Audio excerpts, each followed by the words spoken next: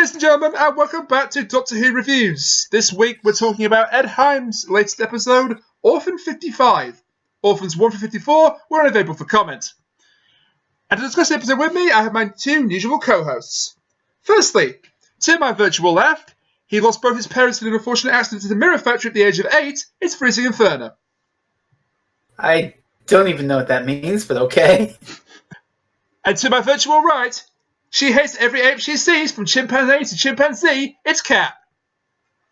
This is the global warming episode. Yeah, it's the one that we were all warned about.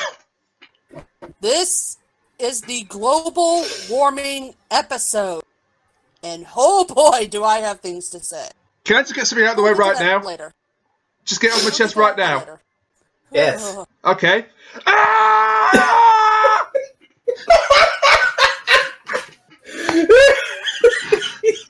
My guess is that nobody is currently in Rainiac's home today. I wonder how I figured that out. Okay, I just want to give some context. When Kat and I were watching the episode last night and live tweeting to each other, I did send a link to her of a screaming internally thing. I didn't know that Rainiac would actually scream externally. Oh boy! Do you want to know the best bit? What? The house is not empty. I realized. For once, I will actually say this: I was wrong. I realized about 3 seconds What? after I did the scream, I was like, "Oh, it's gonna be a knock on the door in a minute, isn't it?" Oh shit! Oh, wait a minute! Hang on! Back up! Kat just said I was wrong. I'm not saying it again. I said it once. That's all you get. I know. I'm savoring the moment. Yeah. Enjoy it while it lasts. Oh, I am doing. It's going to be put on I the am internet doing a forever, lot. and then we'll never forget it. Oh, this is gonna be a fun one. I hope y'all weren't hoping for an apolitical episode of Doctor Who Reviews, because this is the global warning episode. Doctor Who. And if you want my thoughts on that, just refer to the previous scream of a minute ago. So Orphan 55 then. Was it as good as Ed Hime's latest effort, It Takes You Away? No, it wasn't. Thank you everybody for listening to Doctor Who Reviews this week. We'll be back next week. So Get back here! Get your limey ass back here, you piece of crap. What's this spear that's sticking into me? Get over here! Oh shit!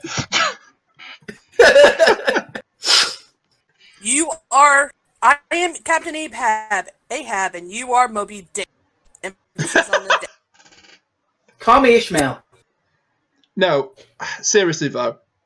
Alright, Rainiac, Ishmael, can we continue on that? I did not hate this episode. Some people did. My God, did some people online hate this episode. Oh boy. I can safely say not me. I enjoyed I it. should I play my hand here? Before we go to general observations, please do. I loved it. Good. Excellent. Well, thank you for listening this week. That's all for Okay. You're not getting out of it. I talked over you, Kat. I'm sorry, in favour of another joke. Go on. No, it's okay. I'm used to it by now. I mean, it's not like you guys do it every single time we do one of these. I'm calling you out. The sad thing is, she's absolutely right. It's true. I'm sorry. I am trying to stop that, okay. but it's. No, it's okay. Often the loudest people are the most idiotic in the room. So. Wow. Trump. Well, I mean, Rainiac was the one who just screamed. Please allow me to go ahead and sip my tea now. I invite you. But, you know. I invite you onto this podcast. Thanks, I get. I let you into my house. You're doing very well. Well, fine then. You know what I'm going to do, Rainiac? I'm going to go make my own podcast. With Blackjack and hookers? And hookers. Actually, forget the podcast. The rest of the time. I like how you complained that I talk over you, and then he talked over your joke. Oh, God. That was perfect. So at some point we have to review this. Unfortunately, we do, yes. Well, Rainiac did mention this is indeed a very, very divisive episode of Doctor Who. Yeah. It is, yeah. Not since what? Oh, I don't know. Kill the Moon? Have we got something so You just had to say ranged? it. Oh, I had to say it. We're going There full were tilt. two episodes. 2 episodes this thing was compared to.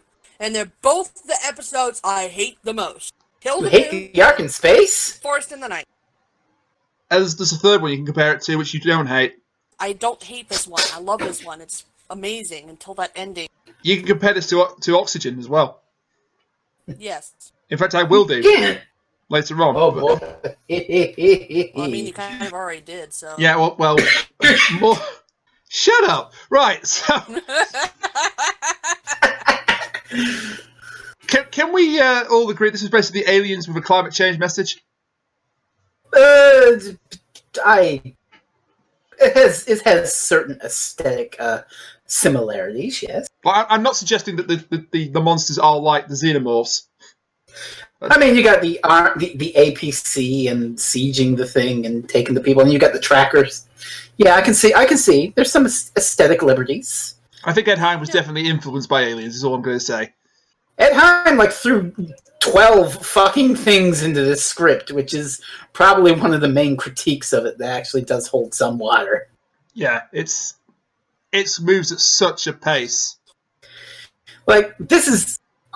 Last week, I believe I mentioned the whole kitchen sink approach Chibnall does with Spyfall Part 2. And then we do this, and then we do this, and then we do this, and then we do this, and we're moving. It's a roller coaster ride. Don't think about it, just enjoy it. Yeah. I think Ed Hime is operating on that same wavelength too, where there are about 6 or 7 disparate concepts that we just barrel right through at rapid pace. Realize what we can compare this to. It's a tour through Willy Wonka's factory where as soon as a kid dies, everybody just move along, let them sing, move along. Okay, but what part is the fucked up tunnel scene? Well, there's a tunnel in Willy Wonka, isn't there, as well? So there you That's are. what I mean. That's what I meant. The fucked up tunnel scene from Willy Wonka, you know. Yeah, well, there's a fucked up tunnel scene in this. Oh, there you go. I'm sorry, I just blanked out for a moment out of sheer terror. What we were talking about?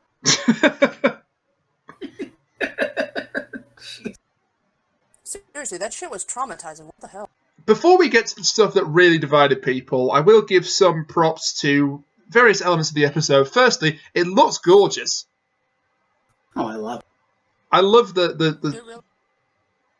I love the location, the setting. Tranquility Base looks amazing, bright and colourful.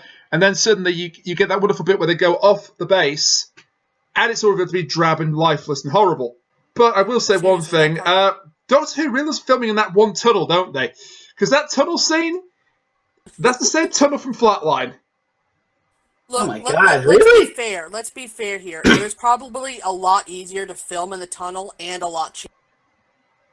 Yeah, agreed. But every time there's a tunnel scene, that tunnel gets you. Look, when it works, it works. I mean, it probably wasn't, but when Dracula was on over New Year's, I could have sworn that Dracula's castle interior was just the castle scene from Heaven Sent, just the interior. God. I haven't seen Moffat Dracula. I hear it did it's some a trip. shit. It's a trip. Oh, I might have to fire up Netflix and give that a go then. Part 1 is great, if very gory. Part 3 is great, where gory. it's this is either... Part 3 is the part where I hear where it's like, Moffat does a Moffat! Yeah, Part 3 is where they jump an entire battalion of sharks. Oh, boy! Another thing I really liked about this was the science fiction concepts and the world building. We've got the Hopper virus, which is a really nice concept. Oh, that's for basically a Chekhov's gun. It is Chekhov's resolving gun. the plot at the end. It's a Chekhov's gun, but it's such an inventive one with its own mythology. You can make an entire Doctor Who episode out of that. I feel. Yeah. My dear friend, did you just say there was world building in this episode? Oh no. Well, they did talk about terraforming. Well, and they also just sort of get to the location and then immediately jump straight into action. Yeah.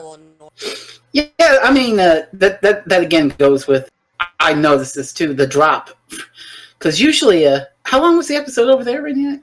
It was Without supposed to be commercials? 50 minutes, but it started 2 minutes late and finished a couple of minutes early. So it's about a 45 minutes. I playlisted it at 46 minutes and 7 seconds. Alright, so, yeah, that's what most New Who episodes were before Chibnall took over. Because I remember Series 11 was like 50-minute episodes, weren't they? I think so. Yeah. And then both Spy Files were an hour, I think. Yeah, Spyfall Part 2 was 5 minutes longer, I believe. Yeah. Spyfall Part 1 might be 55 minutes, but advertised as an hour. Anyway, yes. Yeah, so, yeah, the loss of minutes and jumping it down, those 5 minutes, really make things, like, kick off. Like, there's no real time. Pretty much as soon as the Doctor and friends get to Tranquility Spa, before Graham can even sip his drink, everything goes to shit. Yeah, plus, I mean, there's all these other guests keep getting killed on the monitors, and then we never met these guests. I didn't even know they were in there until they started getting killed.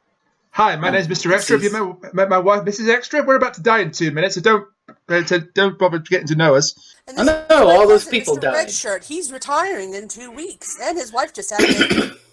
Oh, God. We joke, but isn't this basically what Chibnall did in Woman Who Fell to Earth? The only people who are credited, though, the only people that are credited are the people that go on the transport. And Benny. Wow, what a surprise. Nobody else is credited. And Benny. And Benny. And Benny, and Benny, and Benny, and Benny, and Benny, as we'll get to later on. No, when I say world building, just some of the concepts. I mean, they've done it before with oxygen oxygen. But the canisters and the little breathing strip on the nose. Yeah, that's real cute. I really like that. And what Kane says about them: green is good, orange is bad, red's dead. Simple, effective. Yeah, it sticks in the memory. It was used later on as, part of figuring out the plot, so, I mean, that was pretty cool. I kind of wish they'd done more with the whole, we only have so many minutes of oxygen, we can't do certain basic things like speak now. Well, I mean, that would kind of be a retread of oxygen again, now wouldn't it? Plus, But they if need it more works, it time to do works. so. But I mean, the episode's already so packed to the gills. I don't know how it would work if it suddenly started aping oxygen. I think it's just a shame that whole thing, the doctor's low oxygen and is about to die, is resolved within a minute. Well, again, at breakneck speed, but it's resolved in a way that sets up a big reveal as well. I get the feeling there was some footage cut out of this episode to make the... Yeah, I would be very curious definitely. to see, like, the extended edition of this, the first cut. I wouldn't mind seeing an extended edition on Blu-ray or whatever. I think I made that same sentiment on my review. Yeah. I think the most obvious glaring place where there might have been a cut to me is when they just got outside of the truck and somebody's just been nabbed and killed, and then it cuts to Kane on the ground. And I suspect that's enough of a whiplash to there maybe been some footage removed from there. Yeah. There may have also been some footage removed in the tunnel. Anyway, it doesn't really matter. We won't know until it surfaces, if it ever surfaces, or if it's referenced in Doctor Who magazine or whatever. All we got is what we got on screen, and what we got on screen is a pretty tight 45 minutes. Yeah, here's looking at you, Spindle Man. Yes, I finally remember the damn monster's name from It Takes You Away. Oh, shit.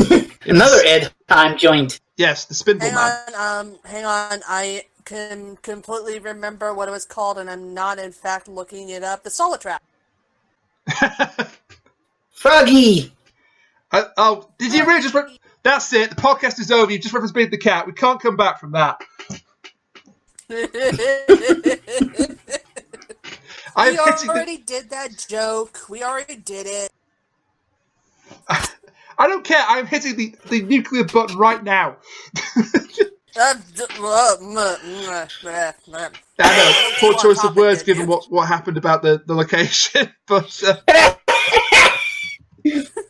A little on topic there. That wasn't supposed to be a bit. That wasn't supposed to be so on the nose. But my God, that was on the nose. I could say something very trolly right now, but I'll hold my The tongue. best comedy, unintentional comedy. I'll hold my tongue for your sake, Kat. Also, sorry, what? You think by now, wouldn't you, that between this and Midnight and The Girl Who Waited and Smile and Arkham Paradise Towers, the Doctor would have learned by now to avoid off-world holiday destinations. It never ends well for them. No. Never. Particularly in the case of Midnight, my God.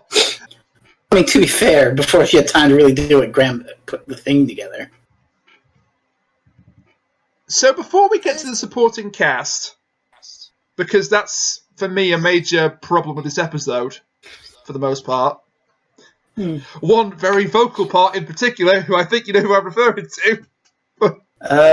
Not off the top of my head, but we'll see. Okay, well, the internet doesn't agree. If it's the person I'm thinking of, I have some great issues with her. To her, the internet doesn't agree with you, Fres. Wow. When has the internet ever agreed with me? That's a fair point. So we do get some nice character... Well, we do and we don't, because last series we said, oh, Yaz is a fourth wheel, she does nothing. They sort of do that too much here and then make up for it in the second half of the episode. Because there's a bit where the Doctor has figured out what's really going on with the spa. It's a fakecation. Which I still don't get that word, because you're still going on vacation to a location. It's a holodeck. The world is fake. It's a holodeck, essentially, yes. It's just a holodeck. What's wrong with that? Yeah. But anyway, about 30 seconds after the Doctor has explained this to her, the assembled party, and to us, the audience, Yaz comes running and saying, this is a vacation, that's a war. So, yeah, we've already done that bit. Jeez. But they do make up for it because Ryan when they emerged from the tunnel. So. Yeah, Yaz gets some nice moments in this episode. She realizes who the monsters really are on her own without any real prompting from the Doctor. She's the one that comes up with the plan to blockade the room and fight off the dregs with the oxygen hose. So she does get some nice moments. Hey, someone gave Yaz something to do. Good job. I actually thought they were going to give us something really important to do, because for some reason at the end of it, I thought when Kane shows up to save not save the day, but save Bella, at least momentarily, I thought that was Yaz at first. Oh my. Because she came right out of nowhere, and all I saw was at the back of her jacket. So I was like, wait, is Yaz stepped off the platform too? Why would she? But it wasn't Yaz, so it was fine. Yeah, didn't you guys just love that great character development inside of the port thing, the car, where she got super jealous over? What are you guys talking about? That great character development. Oh God! No, Hime. I like her Kat's opinion is just no. Look. If it happened in Spyfall, that means that Chibnall made it a thing. He's okaying this for the series. It's his fault. The only wrong that Hime did was because he was told to put certain things in. Well, we don't know that for sure. I will come over there instead. Well, you were going to do that anyway. This is true. Don't go outside just yet.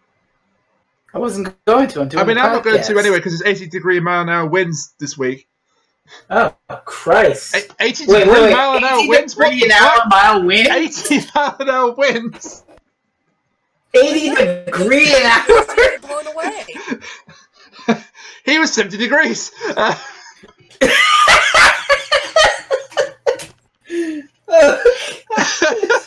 Yes, I will reference that as many times as I can. Let me try that again without completely messing it up. 80-mile-an-hour winds outside in the UK this week. 80 mile or 80 kilometer? 80 mile an hour. That's fucked up. Yeah.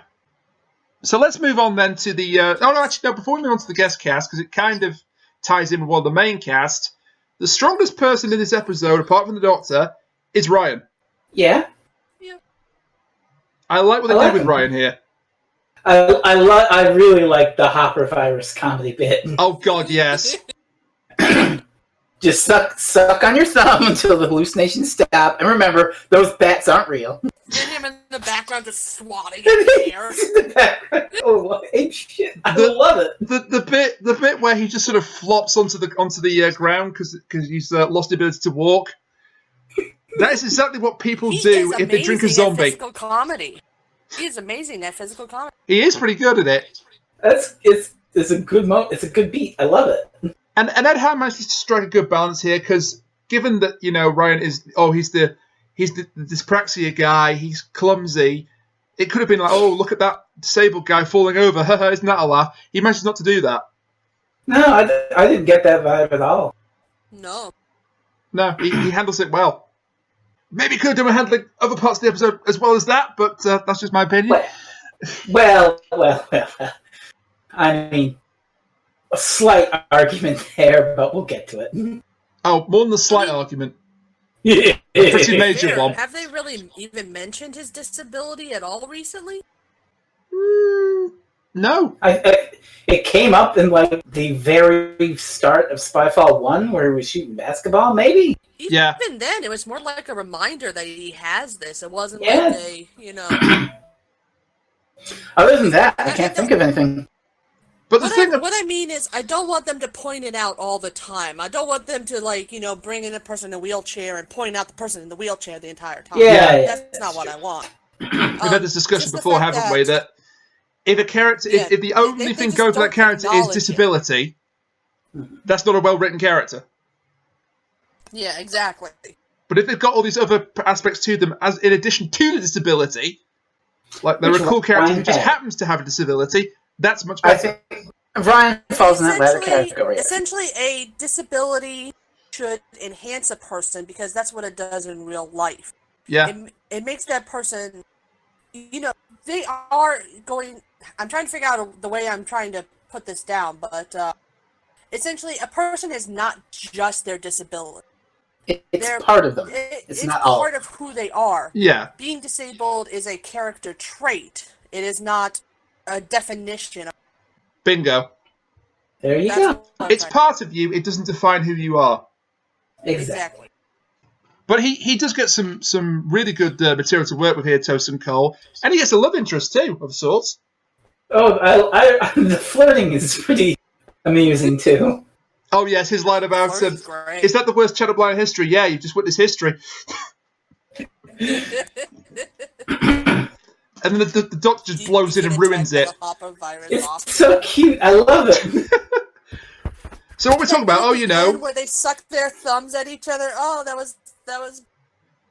Yeah, when I didn't realize on first watch what that was all about. Wait, at the very end, the thumb thing? Yeah, where you didn't get it? I didn't know. Very unobservant man. Yes, I admit it. Well, I'm glad you realized. To be fair, I think he was still screaming internally from the big twist of the episode. It's not the twist that made me scream internally. It's the It's something else.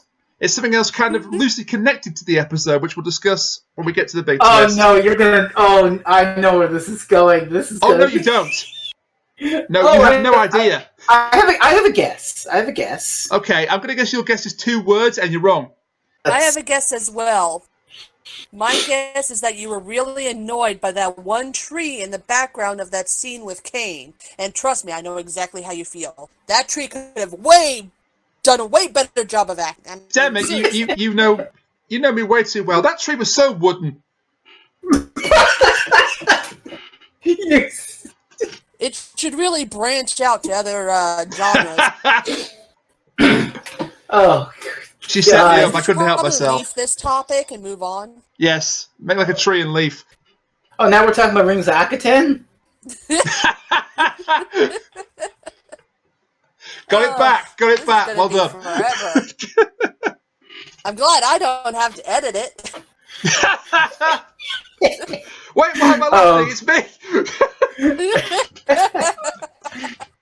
It's like that bit in Digimon that you think it's a fan dub, but it's not. It's like the villain starts laughing and goes, "Ha ha! Wait a minute, what am I laughing at? I'm supposed to be depressed." This is like the jokes I do in my own vlogs. I'm like, hey, past me, edit this shit.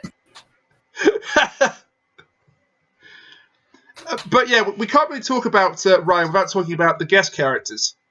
So you've mentioned Bella. 47 of them. So you've mentioned Bella. So let's start with Bella. Bella's probably the best one. What are the two strongest guest characters of the episode? Because she has like more of a point and like some sort of thematic resonance that maybe could have been part of the show if it wasn't about what it eventually became about. I mean, she fulfills two roles here. As I say, she's Ryan's kind of would-be love interest, and she's also the villain. Well, I wouldn't go that far. I would. Antagonist for the middle part. Maybe. She killed 50 people. Anti-hero. She killed over 50 innocent people or got them killed. She's a villain. Wait, she killed people? I must have missed this part. Well, to be fair, she let in the dregs. And then she let in the monsters. Oh, she let them in. Okay. She doesn't directly kill anyone, maybe, but anti-hero category. Okay, I'll settle for calling her anti-hero. Anarchist. She isn't, but I'll settle for calling her anti-hero. She wants to burn. She wants to blow the shit up. So she's basically Charlie from Kablam. Oh Jesus! Except not shit. Charlie was a legit terrorist, and yeah, she's not a terrorist. Well, she is a terrorist, but she's not working for a group. She's also not really a terrorist. She literally plants bombs and blows them up. She just wants to blow up this place. But it's not to incite terror. Well, terrorists... You can have terrorists that work alone. She's not trying to cause terror. She just wants to blow up. Someone who causes terror through violent acts. All right, well, what do you want to call her then? An anarchist. An anarchist. An anarchist. Or at the very least, a bomber. Yeah, all right. We'll call her the bomber. She's an anarchist with mom issues. Yeah, she has different motives to Charlie, and I think she's probably a stronger character than Charlie. I mean, the politics aren't directly centered on her views, which is a great strength because the politics in Kablam were just a little bitty fucked. Just a little. Just a little. Thank you for that concession. And if you talk to some people about this episode, the parts of this episode which is itty bitty fucked as well. Oh. Sorry, Kat, go again. I was saying, how was your symbolism of capitalism there, Frez? The one I sent you. Oh. Oh, right, him. Doing fine. Looking at me. Don't pop the bubble wrap. I know not to pop the bubble wrap. I'm still here, aren't I? I still can't believe you haven't figured it out. I literally sent you the gift of capitalism. Capitalism, ho!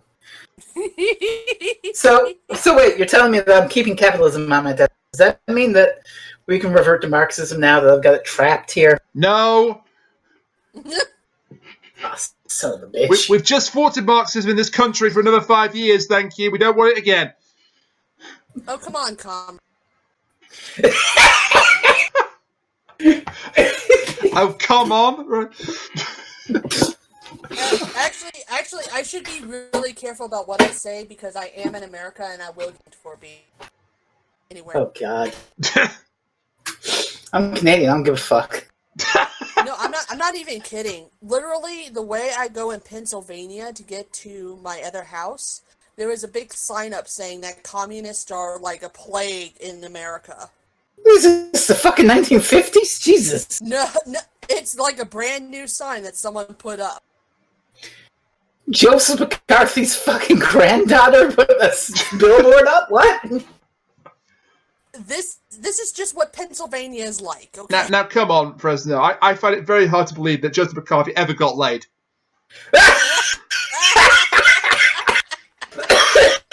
God! Oh, that hurt, but it was so good. You killed him. Oh, Jesus. All goes according to plan, right? Oh, according to Kaku. Oh, Jesus. Now, so, Bella and I Kane. think what does make Bella an anti-hero, I will concede it, is that she is prepared to sacrifice herself at the end. She's less, I don't want to say selfless, she's less repentant than Kane is. But she does, because it says, the teleporter can only take so many people, so she steps off. About which I'm sure Kat will have a great deal to discuss later. Well, actually, I want to point out something. Do we know for sure Bella knew the dregs existed out there? Nah, I don't know. Well, she broke the membrane to let something in. No, she just wanted to break everything. The hopper virus transfers from system to system. What if it just transferred into the membrane, got rid of it, and then the dregs just happened to go through? Oh, I see what you're going. She just wanted to fuck up the system, but you're trying to basically the system with the hopper viruses, so then she could get everybody out on the teleporter and blow the place up. She did say, in fairness, that I was going to blow up the bar when no one was in it. Yeah. There you go. So I don't think she was going out there to hurt anybody. She just wanted to, blow up the symbol of her mother's neglect. Yeah. Yeah. So, what do you have to say to that? Okay. I'm just accepting of it at this point, really, because I want to move on. I think the strongest character for me, though, is, and for some people, this might be the real villain of the piece, is Kane. Interesting, for sure. Well, that's gotta be Kane. That's gotta be Kane. God damn! It's even spelt like him. It does not have to be Kane because Kane has no character other than being an asshole. It's even spelt like him for us now. Oh, also interesting point. Considering you mentioned aliens at the top of the show. Hey, who did John Hurt play in Alien? Yeah. Oh, yeah. Absolutely. There you go. So hang on, but you said she hasn't got a character. Sure, of course she has a character. She's a protective capitalist. Military capitalist. Her character is Military asshole. capitalist, yeah. That's what I just said, asshole. Well, she's hard-nosed. She's hard-hearted. She does have a heart of sorts because she's supposedly doing all this so that Bella will have an empire to inherit and all that shit. She turned a gun on her daughter, asshole. But the daughter had turned a gun on everybody first. She started it. Well, which led to that amazing line from 13. Yes. Beautiful. I forget how it went. Passive-aggressive something or other. That was great.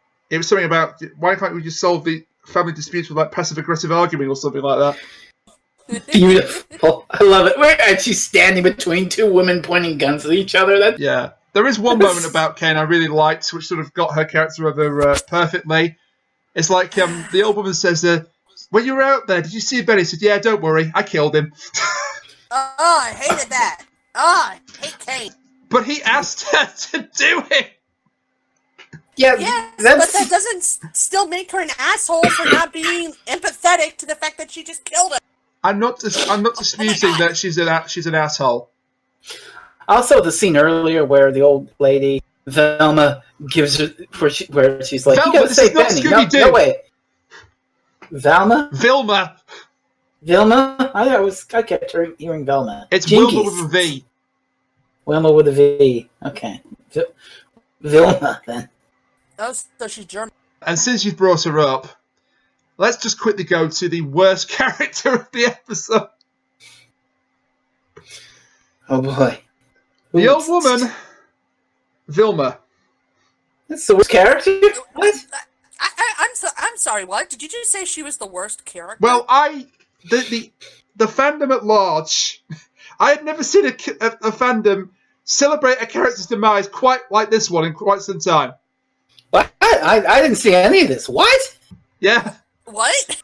I think it's Why? because she kept shouting Benny, I think, and she wasn't very good at it. Who found him? What the fuck? Once. Not for the first time. What the fuck, fandom? Who found him? What the fuck? Oh, no. I mean, It's fun. she's there. She's okay, I guess. I did like the scene where Kane didn't want to go search for Benny until she gave. And she gave her the away. necklace. Yeah.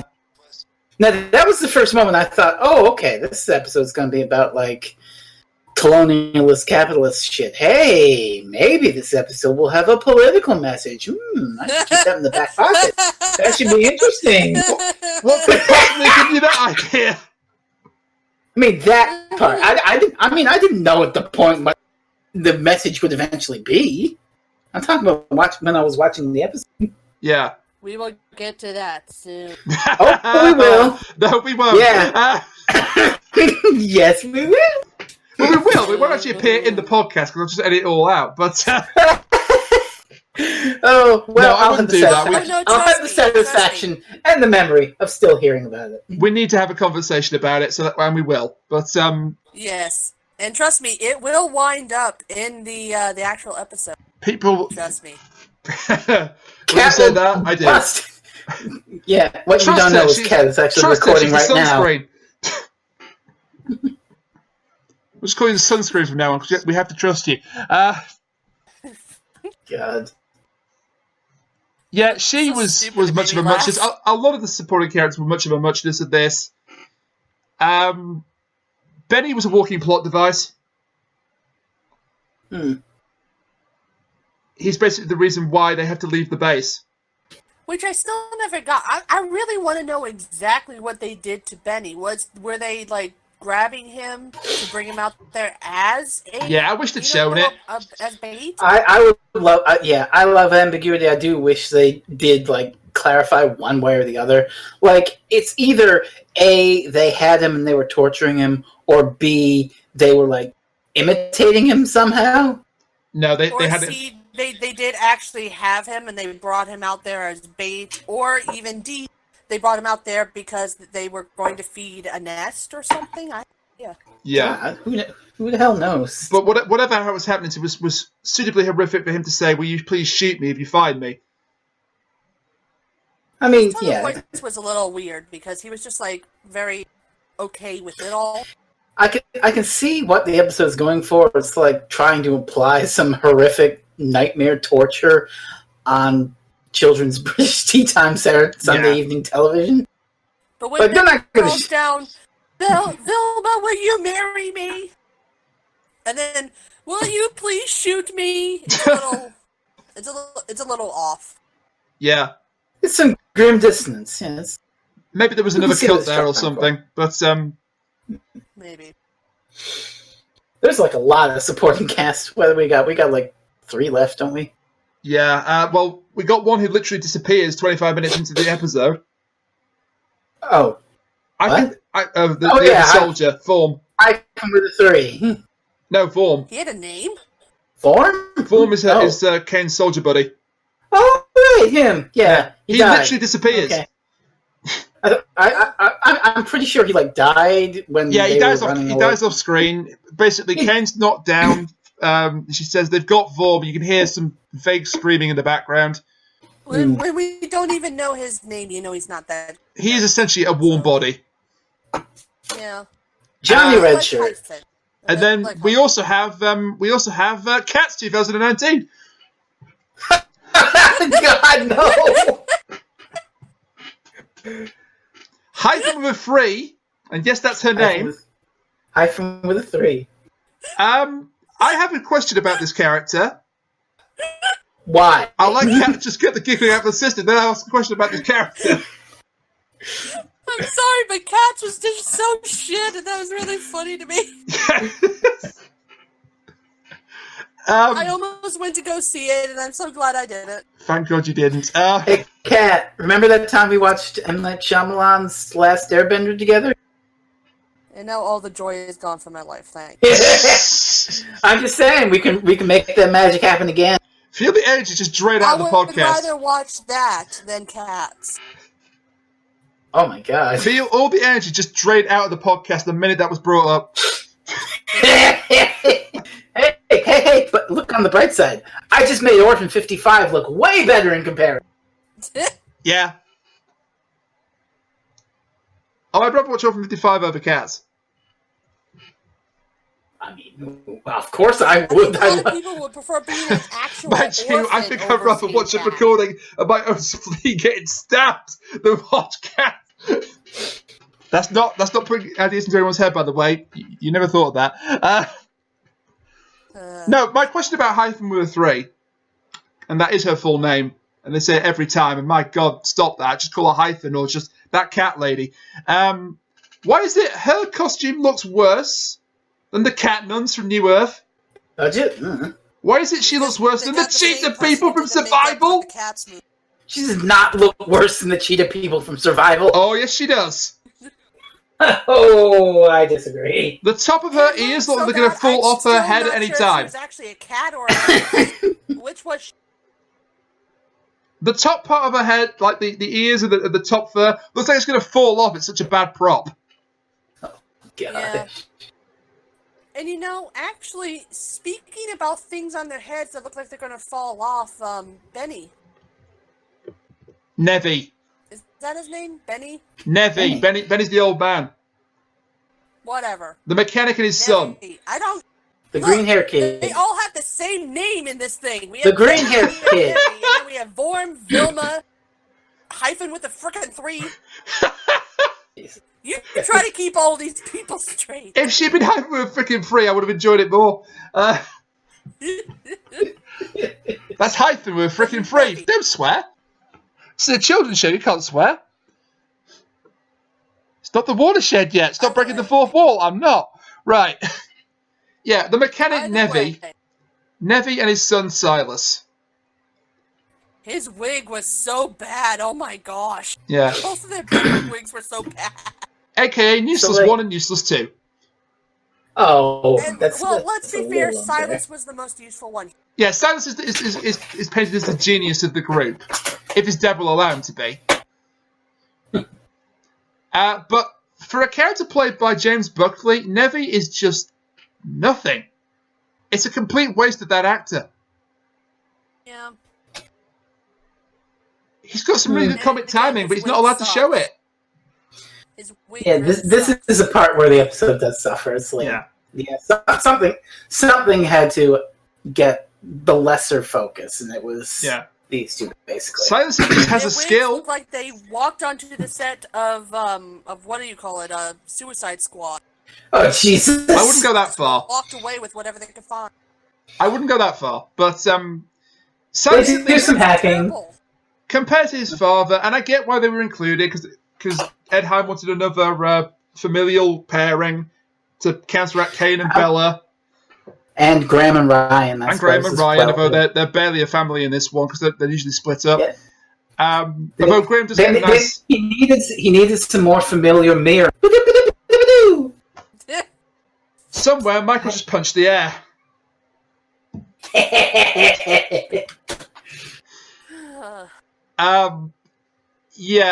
Graham does get a touching moment where he thinks that Ryan might have been grabbed by the drags and he runs out to the spa and then he hugs him. Hey, Kat, I gotta ask you this, because I saw the moment happen, and I thought, oh, Kat, you're not gonna like that. The part which one's the kid? Silas? Yeah. When he runs out of the room for no... Yeah. Well, I say no reason. His reason is stupid. His reason is, my dad's ignoring me.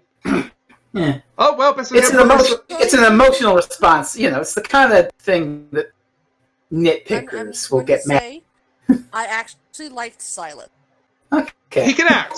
He was very believable because a lot of kids feel that way, where they have parents who either don't listen or don't want to listen or think they know best. He's a very believable kid. Yeah. Okay. That's A kid nice. would actually do that. A kid would run out of the room being super upset about the fact that they're not being listened. I think I'm about to have a stroke. Kat has just praised a child actor in an episode of Doctor Who. I praise child actors sometimes. Not that often. Yeah, but when they're in episodes not called In the Forest of the Night. or Nightmare in Silver. I will say one thing that was funny was as soon as Fred said that, I immediately said, "Is Ruby here?"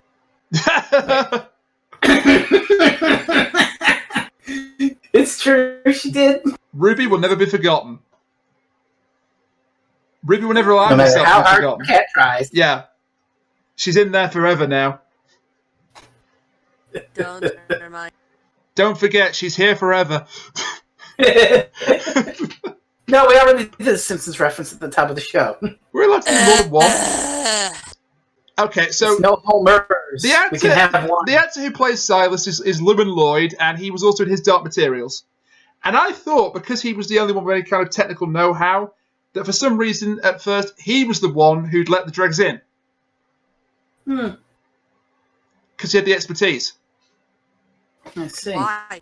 And well, I don't know the reason why, but I was just going off who's the most likely person skill-wise to have done this. Not motive-wise. Yeah, but they already did that with the maintenance man being the villain, so... Yeah, but I think it would have been a very bold choice if the saboteur had been a little boy. Well, they already did that, except it was a little girl, and her name was Ruby. Ruby wasn't the mastermind behind the villainy, though. Well, maybe she was in your eyes. No, but she was definitely a villain in that. Oh my god! Say it with me to people all together now. Shit, kids. Oh god. I'm fairly confident that with the possible exception of Bella or Kane, when this series is over, they won't be remembered, any of these characters. Well, now I'll just remember them harder. With the exception of Vilma, maybe just because of the memes that people have come up with. She said Benny 16 times. 16 times, and what do you get? And the Twitter account Doctor Who Poop, or at DW Poop, came up with a brilliant cut of it where it's her saying Benny. At the end, it's just compelled to go, shut up! Oh, Jesus. So, that's all the supporting cast, huh? That's supporting cast, but the strongest element of this episode for me were the monsters. And for me. Oh, like, I said this in the review, with the exception of maybe the Kasavan, who are more unknowable what the fucks in Spyfall Part 1, I think these are the most effective alien designs of the Whittaker era. Agreed. They're pretty fantastic. Like, what do you got last year that's properly scary? The scariest thing you've got is fucking Tim Shaw. Not real. And not a candle to the dregs, and particularly how they're shot. The director shoots them like a goddamn horror movie, you know, just in that opening scene. Just all these slight glimpses of teeth and eyes and snarling and people screaming. It's properly fucked up. It really is. I mean, even when they're fully revealed, they're still... They are the best part of this episode, and we were promised scary. Well, I don't know about the best part. They were the best part of this good. episode, and we were promised scary, and they didn't disappoint on the scary. Oh, they did. Oh, actually, the same director who did Spyfall Part 2 is also the one... Oh, okay. Well done to that director. Oh. I mean, I've heard some other critique of that director from the divisiveness of this episode. I will give him the credit for shooting the monsters. There is a lot of fast editing which doesn't make it easy to watch. Oh yeah, it moves along at a rapid pace.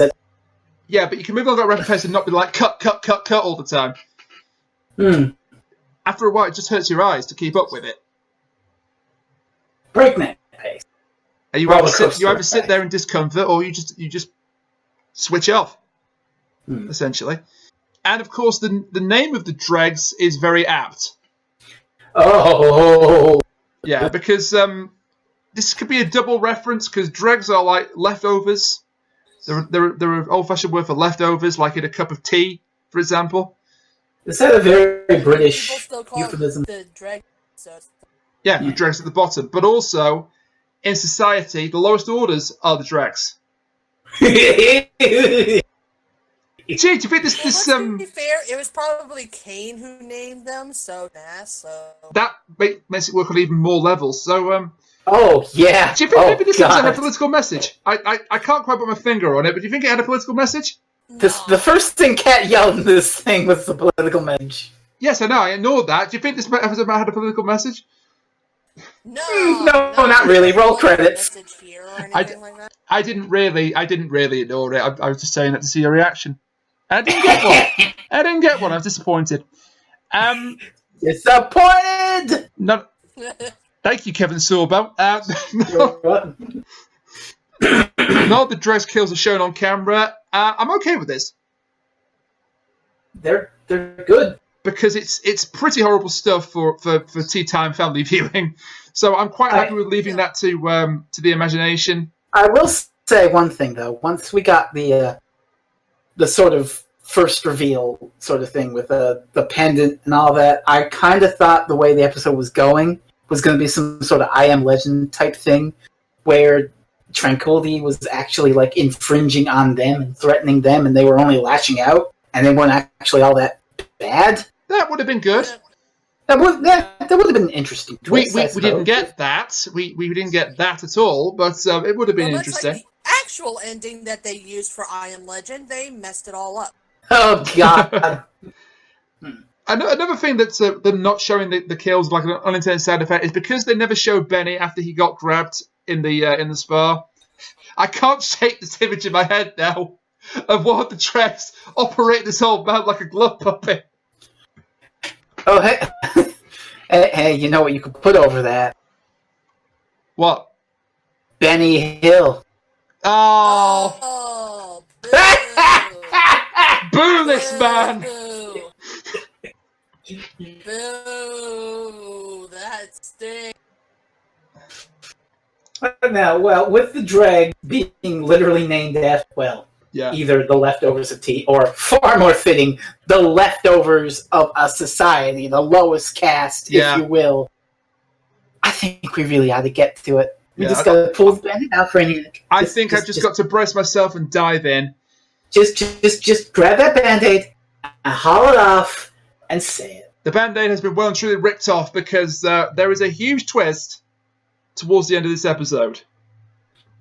Orphan 55 isn't Orphan 55 at all. Actually, hang on. Before we go into that, there is one thing we do need to do. Oh no. Oh boy. We need to change the picture. Oh no. We need to do what? No. We need to what now? Change the picture. Okay, you get that picture. Oh So, boy. I'm not going to like this, am I? Oh no. Probably I not. love this. I'm going to be forced to include this as well, aren't I, on the screen right now?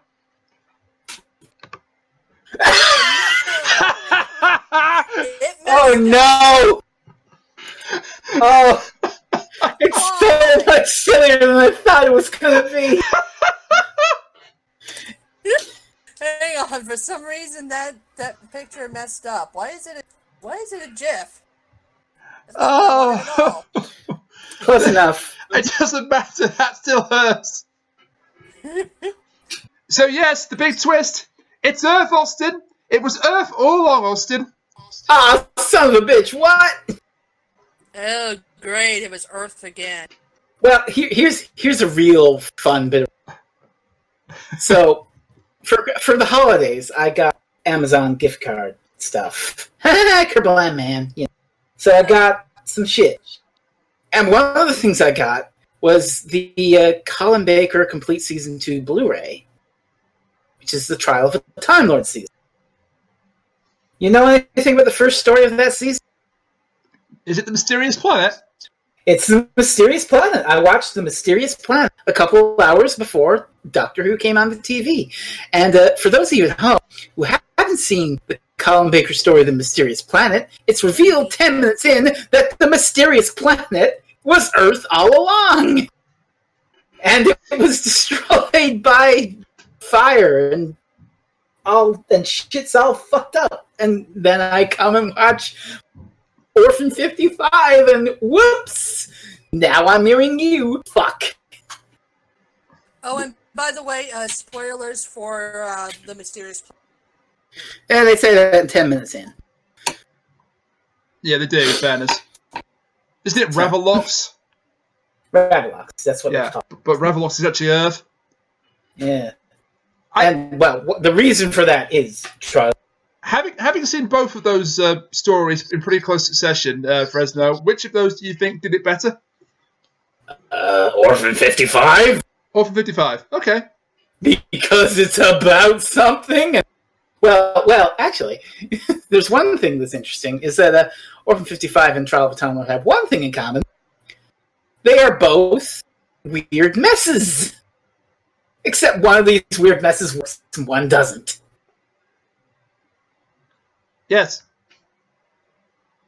But, we can't just get to it was Earth all along. We gotta pull that Band-Aid off, Brainiac. Oh, what happened to Earth to do the bad thing, and why is it all fucked up? What happened? An unspecified climactic event. Goodness me, why? Fucking That seems global warming! That seems thematically relevant with climate happening Wait, stop. Okay. Kat just shut. Yeah. Kat just shouted about global warming in the background completely threw me. Global warming. We have you been get to yell warned. once in this, I get to yell once in this. In fairness, we had been warned that there might be a climate change episode coming in Series 12. I hadn't. We hoped there would not be a climate change episode coming in Series 12. I didn't. I don't know what you're talking about. We discussed it in the retrospective. But the retrospective was like, what? Months ago. I can't remember what I had for lunch last week. You're just upset we never got around to Rani Watch, okay? Fucking global warming. Why? What a politically relevant topic for a Doctor Who episode. Yeah, and it's not the political I can't even say it. It's not the political relevancy. Fucking global warming. It's not the political relevancy that I take a bit of an issue with. Okay. I'm glad you brought it up. I wasn't screaming because it was an episode about global warming. I was screaming because of the way that the message about global warming is implemented. Yes, thank you. That's exactly how I feel.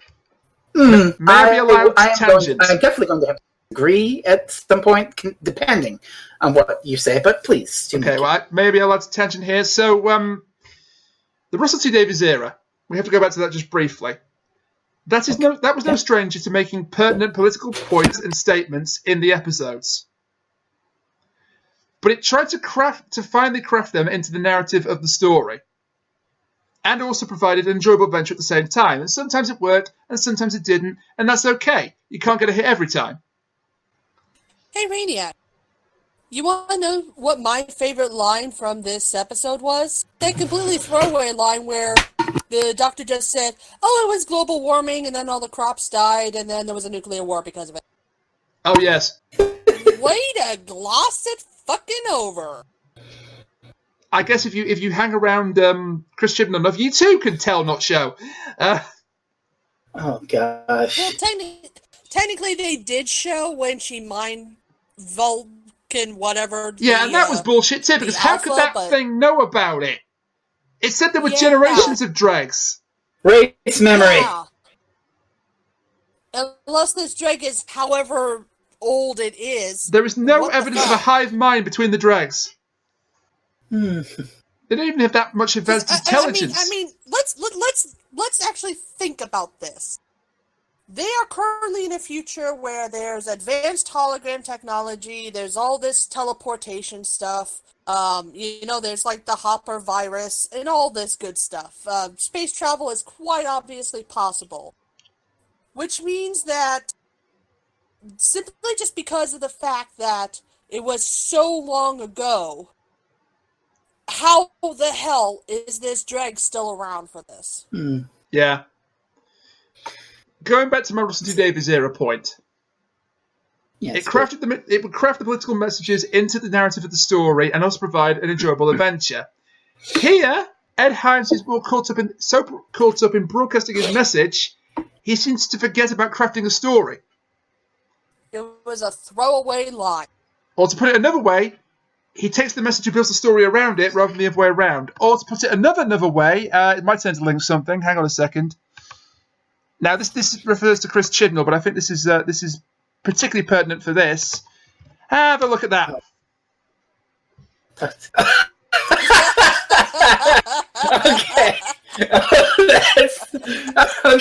That's actually pretty funny. Yeah, and that is the problem I have with All 55, and not because it dared to include a political message. How dare it? Daily Mail readers dashing their teeth in anger now. So your problem with it is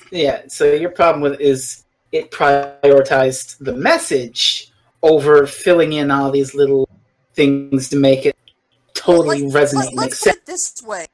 If that line about it was global warming, the crops died, and then there was a big nuclear war was the only line about it, that'd be annoying, but it'd be fine. It's the fact that at the end, then they have the doctor do this huge speech about global warming, essentially, that I get annoyed. Yeah, and that speech is really harsh on the companions. Well, it's harsh on everybody because she's literally talking to the camera. She's talking to the world at large. Yes. See,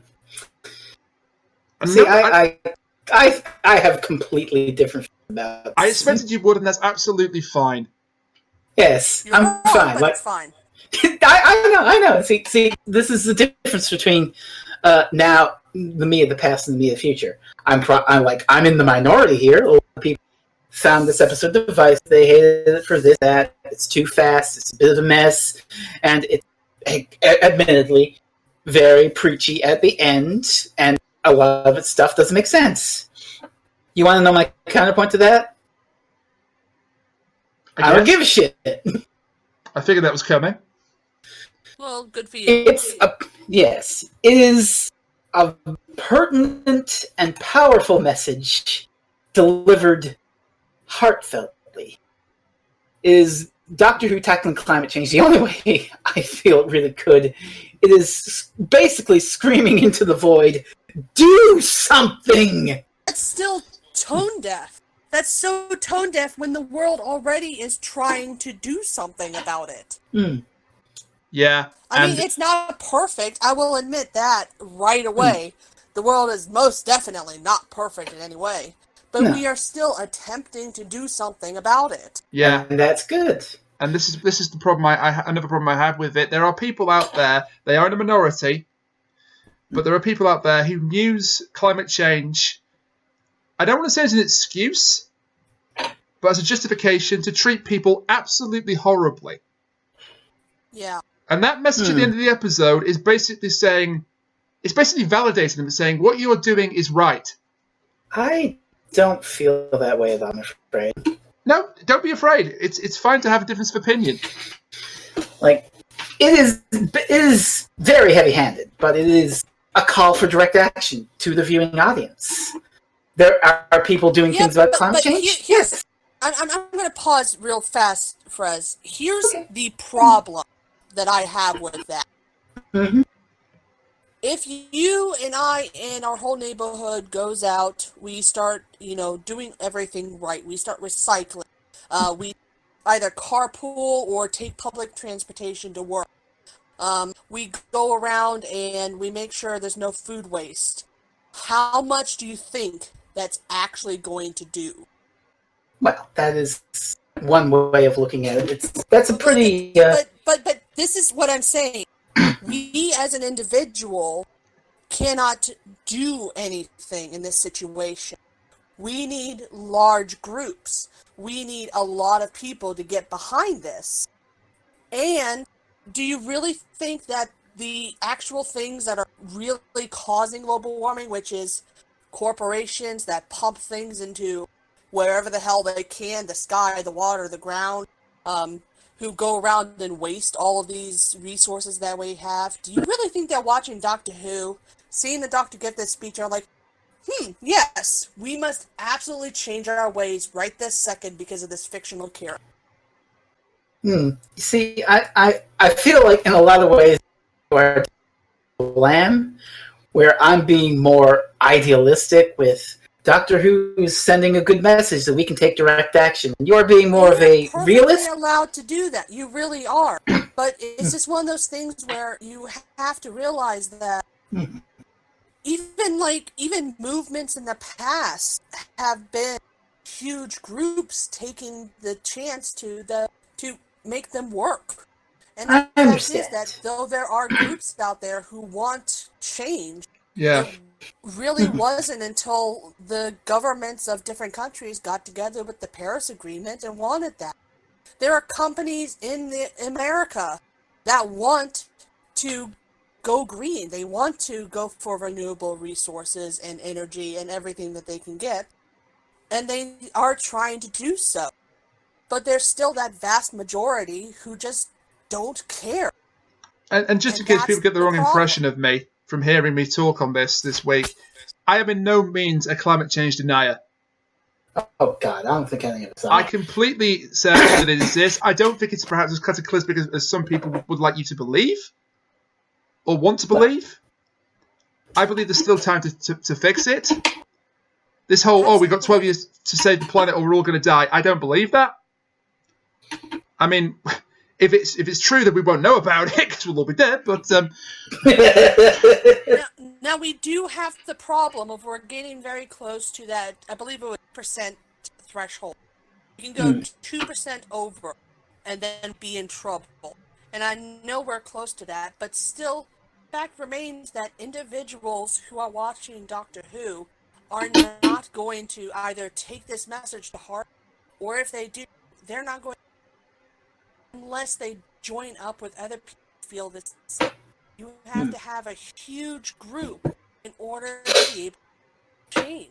Yeah. Again, I understand where you're coming from. Yeah. And even then, the large group's has a responsibility to act in the right, appropriate ways. Otherwise, they just become Extinction Rebellion. And that's why you can go onto these websites, you can sign all the petitions you want. But the fact remains that even though you're a large group of people who all want the thing, petitions can get ignored. Yeah. They can be just lost to talk. There is one thing I could say to that, Kat, is that there's to essentially fight and having this. I know this is sort of a fatalistic thing, but you're being a realist. I understand. Yeah. I'm very passionate about. You can't tell. This is. I understand completely. No, it's coming out really well. I'm more like an optimist, idealist sort of viewer. It's different perspectives. I respect it. The most power we have, really, aside from individually recycling, is voting. Yeah, pretty much. But even I want to raise my hand right now and say, even then, with all the crap that's happening in America, even then we might not have that much power. No. I know. I understand your perspective. I mean, for every... I want us to have that power, though. I want us to be able to go out there and tell the people, you need to stop. Tell Apple they need to stop all the sweatshops, the things that happen in China. I want to be able to go to all these different places and say, hey, stop burning coal. But I'm just one person. They're not going to listen to me. They're going to listen to whoever gives them the money. The most depressing thing I ever read about climate change actually was just the other day, and it was about people saying, well, hang on, if we want to stop climate change, surely China and India have got to do more than their fair share, because they are the biggest pollutants of the world. And this person goes, oh no, they're going to pass because they were repressed countries. Excuse me, what? Oh, that's not. That's not how it works. That is not. I mean, I'm far from the. I just really like the ideal message of the episode, and leaning towards my own feelings, and whatnot, and the idea that yes, we can make a difference. Work really hard. I like the idea of it. Kat is more realist, and Rainiac to a degree that one person can't make all that much difference. I like to have hope. Is what I'm saying, and I like the episode. Again, that's perfectly fine to have that hope. That's the sort of thing that helps us do these. Yes, thank you. It's like, if you want to make it, you have to join up with other people. You have to, essentially do what needs to be done. And while, yes, go green on a personal base, you can stop using certain products that cause incident. But the fact still remains that, it's not us who are the problem. It's the bigger group. Yeah. It's your Jair Bolsonaro's, it's your Donald Trump's, it's and your India corporations. Yeah. And on the same aspect as you disagree with me on Kablam, that Doctor Who isn't going to go take down capitalism. Doctor Who isn't also going to go kill the rich so we don't die of climate change. Oh, it's not a matter of that. It's just the fact that we need to turn from using non-renewable energies like coal and oil to renewable. We need to stop sending up pollution. Exactly. And this will be controversial, but as well as renewables, in terms of clean energy, nuclear power. Yes, so many people are afraid of nuclear power, but it's so clean. And as long as you maintain everything properly, you don't cut corners, it works. It's all about safety, isn't it? As long as it's safely looked after, you don't have too much to worry about. Finding a place to put all the radioactive material after it's done being used. Yes, that is the one drawback to it. But that has been a fascinating discussion about climate change, and I thank the two of you for participating in it. And I kind of fall, go figure, the central list here. I do fall somewhere in the middle here between you, Fresno, and you, Kat. I mean, to quote David Tennant, hope's a good emotion. I quite like hope. Hope's a good emotion. But you also do have to be realistic. I think people can make a difference, but it helps if everybody makes a difference. That's not going to happen. Well, there are people who don't believe in it, and there are people that actually make their money out of not believing in it. Out of doing nothing about it. It's like we are better. I mean, there have been holes in the ozone closing up. All of the dead brush from how hot it is earlier. Fire. Yeah. It's not a nice time to live in. Well, but I do it could have been worse. It could have been worse. In some respects, we are living in the best era ever. In some respects, we're not. Quality of life has never been better. For some. But, alright.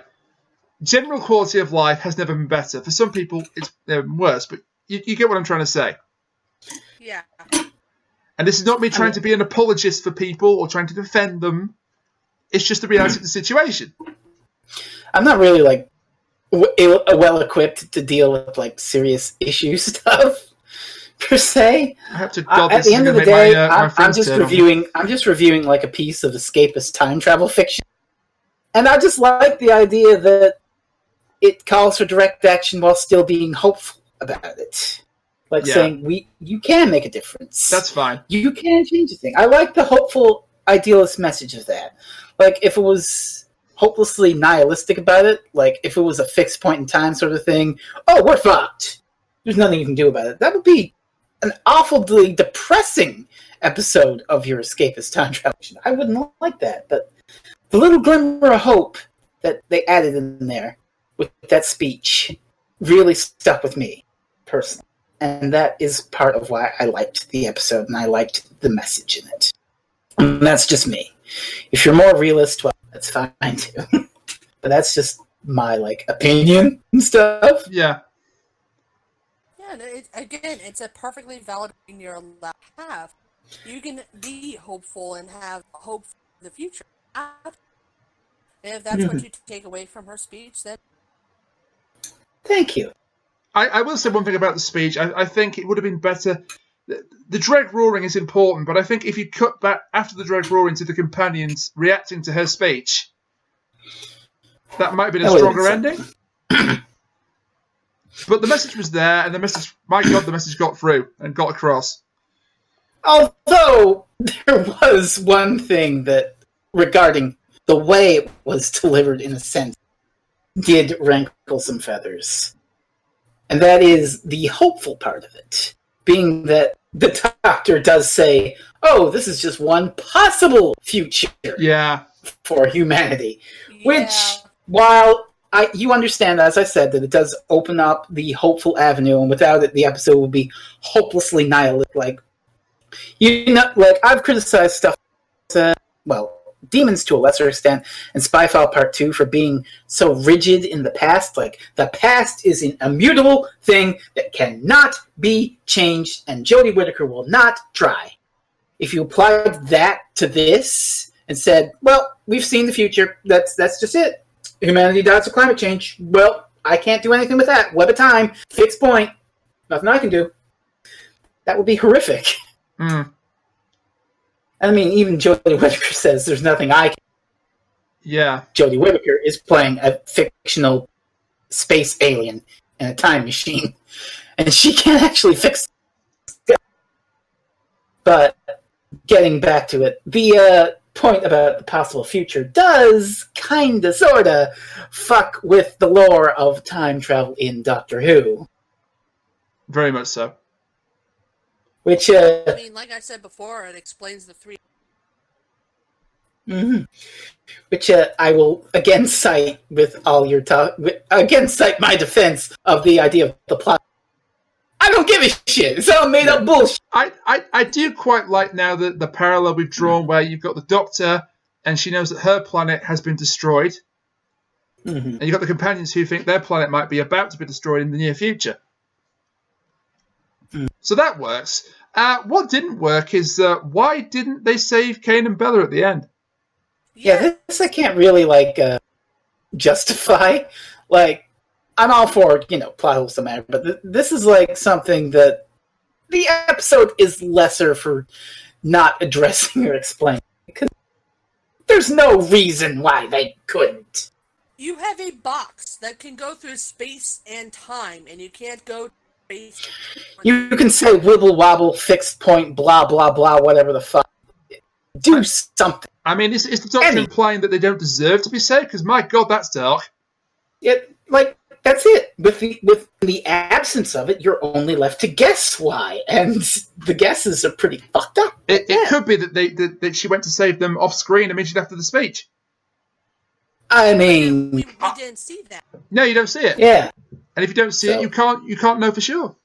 You can headcanon it, but that doesn't make it the thing that happens. If Laura Fraser and whoever played Bella show up on Big Finish, then we'll know it happened. But until then, it's like I have a possible explanation, but it's hinging on a lot. Mm-hmm. So the ionic barrier is around the entire area, right? Okay, they can't land there. And the dregs are getting in through the tunnel under the area, so maybe it considers the TARDIS a that is an ally. All right, so here's an idea. Have Ryan say we've got to go back for Bella, and the Doctor say we can't for that explanation, and have some character development. There you Exactly. go. For all I just mentioned about plot holes, and I don't give a shit, this does actually, lessen the episode because it's exclusion. I will say that. I mean, I don't think they deserve to die. Neither do I. I mean, it's Doctor Who. She saves people. Well, we have different opinions on. Kane sacrificed herself to save who was left and came back for her daughter. Bella realizes the severity of what she's done and steps off the platform herself and also sacrifices herself. Kane's also a dick, so She doesn't deserve to die, dick. Let's put it this way. Kane is a lot like Ryan's father. Oh, wow. Oh, Jesus. And suddenly that whole Bella-Ryan relationship takes on a whole new dynamic. Well done, Kat. Yeah, oh, and now I'm in you, fuck. Realize this? Frez, I expected better. Yeah, that's good. I like that. Yeah. Shall we wrap this up? Literally, it's the Yes, please. Let's wrap it. because I would like to talk a little bit about the next episode, which I'm really looking forward to. But before that, Yes. overall thoughts. Okay. Who's kicking this off? We found a Tesla stand in the podcast. Oh boy. Well, I went third. I went second last time all three of us were together. So shall I kick us off? Yeah, go ahead. Okay, because I think I'm going to be more negative than the two of you are. So I thought this was quite a good episode.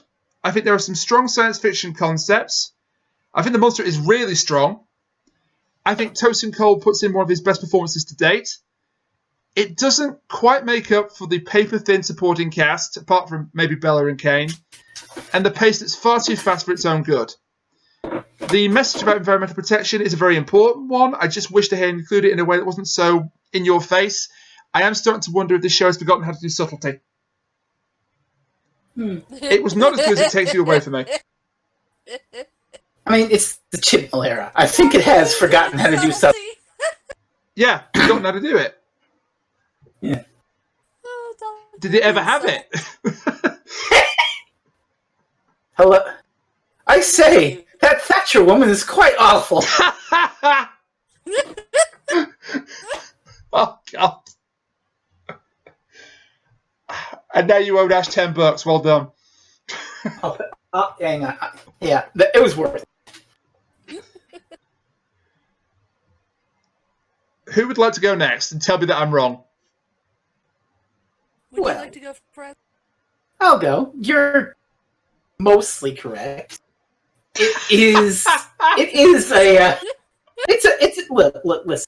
It's a mess. Okay. It's got like 6 or 7 concepts that it goes through at rapid speed, way too fast for its own good. Things that it introduces and then drops in favor of other shiny things along its wild ride. It is plainly a mess. Not incoherent, just unbalanced at times.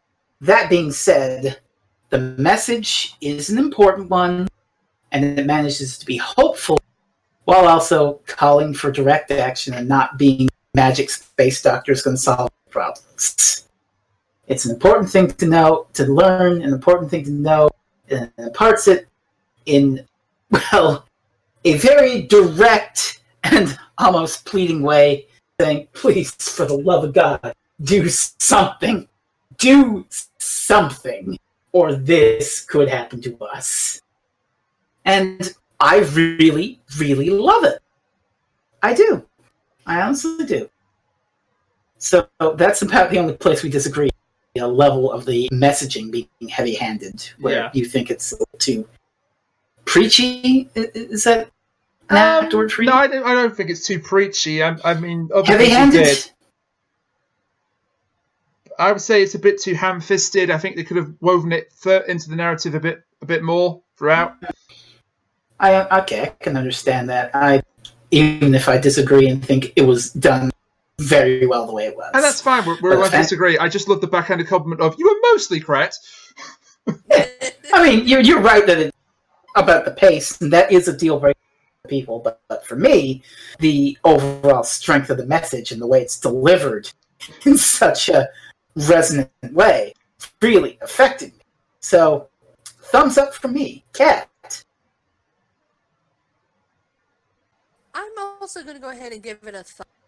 I really did enjoy the episode. There were some things I had problems with that weren't to do with the basic message. You know, it was just basic things that had to do with how they told us. You know, other things I also agree with you.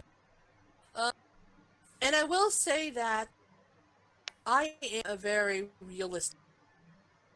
Some people would call me, I like full, or in this case, half, where, yes, the message is very hopeful, and I understand where you get everything from Frez, but it's also one of those things where Doctor Who is a fictional show, and scheme mean nothing.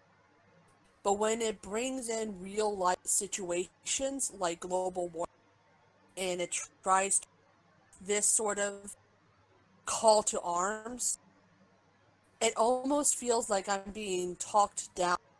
Like this is specifically my fault that this happened. Like how in the Bootstrap Paradox, when the doctor was explaining all that, and it felt like we were being talked down. We were too stupid to understand from the narrative what a bootstrap is. And that's what it felt like. And that's the problem. It's just because it felt like essentially Mother standing over me, shaking her finger at me, saying, "You did this. Now you need to do something about it, or we're going to be really screwed here." And that's what felt off, because it's not just a person. So hopefully I'm able to explain that a little. I understand. You explained yourself very well. Well said. But other than that, I agree the dregs are amazing. They have amazing design. They have amazing practical effects. I love those are creepy. And then, you know, like the world that's around them, going again from the beautiful inside of the spa to the stark contrast of what I can essentially say is almost a winter without the. It's a beautiful contrast, and you know, seeing everything that it put into it is just. He's wonderful, and I hope. No, very, very well argued points from both of you two. And that was quite a difficult podcast to do there. But I think you made it. The conversation needed to be had, I think. Anyway, I've got my reward now because we get to talk about next week. Yeah, I'm looking forward to this. Next time on Doctor Who, I give you Nikola Tesla's Night of Terror. Dun, dun, dun, dun, dun, dun. I love that title. You don't understand. Tesla's like freaking amazing. Yeah. Didn't David Bowie play Tesla? He did in The Prestige, which is an amazing film. Yeah. Is that part of why you like Tesla, Kat? Because David Bowie? Yes. She admitted it. Come on. It was David Bowie. Oh, yeah. I mean, he's not in that film very much, but he's good. Oh, no. I never saw The Prestige, so. Oh, okay. Oh! We misheard you. It's like Tesla. I like the actual person Tesla because he's so awesome. Yeah. If it wasn't for him, we wouldn't have so much that we have now. I mean, he pretty much invented Wi-Fi. He did. Good work, Tesla. Tesla was one of the good ones. Well, you know, up until he got to that whole thing with the death ray. But yeah, we don't talk about the death ray. Well, we're going to have to because that was what was in the preview I saw. So it might be, yeah. So, what little they show in the preview, we've got two big guest stars again. We've got Goran Visnich from ER and Girl with the Dragon Tattoo playing Tesla. Mm-hmm. But we've got two inventors for the price of one because we've got Robert Glenister playing Thomas Edison. I have no idea who these people are. Thomas Edison? No, Robert Glenister, not Thomas Edison. Right. I know Thomas Edison. I was going to say. I can tell you who Thomas Edison is. He's an asshole who stole from Tesla. Robert Glenister, basically. Robert Glenister is an English actor, despite the American accent in the trailer. Best known for Spooks and Hustle. He's also the brother of Philip Glenister, who is the cop, Gene Hunt, in Life on Mars and Ashes to Ashes. Okay. Both known for David Bowie songs for a reason. He's a good actor. There's that Tesla shit again. He's a really good actor, and I'm looking forward to this. Well, then again, to burst your bubble a bit, David Suchet was a great actor too. I'm really looking forward to this. Shut up. But we get our first full-on historical story for Series 12, because Spyfall is kind of half historical, half contemporary. It flits back and forth. This one is going to be full-on in one time period, we think. With Alien Scorpions. Alien Scorpions, and a title that was ripped straight out of Penny Dreadful. beautiful. I love it. Hopefully It's so gonna be a lot of goofy. fun. It's so goofy, but it's goofy in a good way. Oh, I hope Let's it's like be full fair, goofy. Tesla was pretty goofy at some point. Yeah, I just love that the tenacity of calling an episode Nikola Tesla's Night of Terror. It's cute. I love it. I just love it. I mean, we know hope the episode is as cheesy. We know of 6 episode titles in total, and I'm not going to reveal the other 2 in case people don't know them.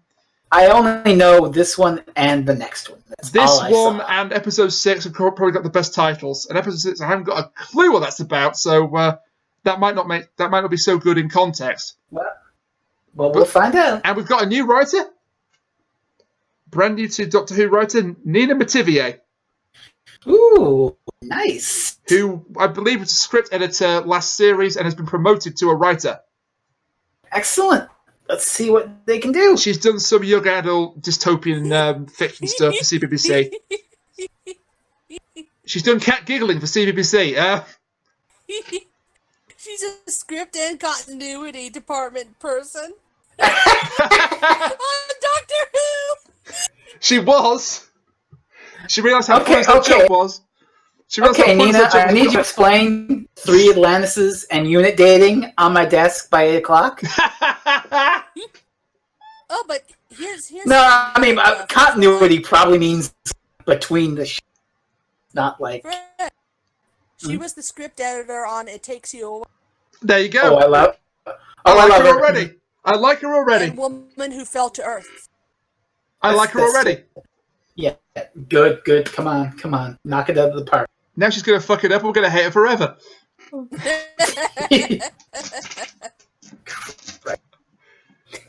I guess that's the show then. To quote Jerry from a couple of weeks ago, don't fuck it up. Tesla's so amazing, like seriously. Yeah, I am looking forward to this. There was a smile on my face the whole 10 seconds the trailer was on the screen. Same. It's like, oh, it's that guy, I recognise him, he's a good actor, he's a really good actor, we've got Alien Scorpions. It's Tesla. I'm going to like this, aren't I? Let's hope it's good. Yeah. Tesla was like the biggest troll too. I hope they have that in here. Yes. Oh I hope so too. But that's next week. I'm not kidding, Fres. One time he invited Mark Twain over, and he said, "Hey, I know you have constipation issues. Stand on this platform." Turned out the platform was an earthquake. Oh no! Turned it on. And all of Mark Twain's problems were solved. Yes, because he died. No, he made it to the bathroom. Oh, I thought you were going to tell me that the writer of Huckleberry Finn shit his pants because of Nikola Tesla. Yes, that's actually the story. He made it to the bathroom. That is the story. Let's just put it this way. Elvis Presley wasn't the only famous person to die on the toilet. Oh my god. He didn't actually, I'm joking. I don't know how Mark Twain passed away, but it probably wasn't that. But that's for next week. Let's all wrap that this goofiness, all that goofiness, and Troll Tesla and Alien Scorpions and Thomas Edison being a dickhead. That's for next week. So and also, again, I'm a Tesla fan. I'm going to be watching to make sure of things. That's your only warning, Doc. I thought you were going to say you were testing us during the podcast to see if we were paying attention, but... Oh, no, it's not you I'm worried about, because I know you guys won't know because you have no culture or class. It's wow! not you I'm worried about. Wow! Well, Kat, thank you for giving me your time and your last ever appearance on Doctor Who Reviews. No, I'm only joking. Or am I? No, I'm only joking. Or am I? Well, you better be joking if you don't want that. I am joking. So, Nikola Tesla next week. I think 2/3 of us are really looking forward to it, and 1/3 of us is not quite sure what to expect. But that's for next week. So, thank you for listening to this very serious discussion about climate change. And the Doctor Who episode. Yes, a climate change episode with a climate change discussion with a bit of Doctor Who sprinkled in for good measure, and And thank you to Kat and to Jerry for joining me as ever. Thank you for your company and your input. And for putting up with me screaming at the top of the hour. That was great. And join us next week as we talk about Nikola Tesla's Night of Terror. Nina Mativier, don't fuck it up. Until then, bye for now.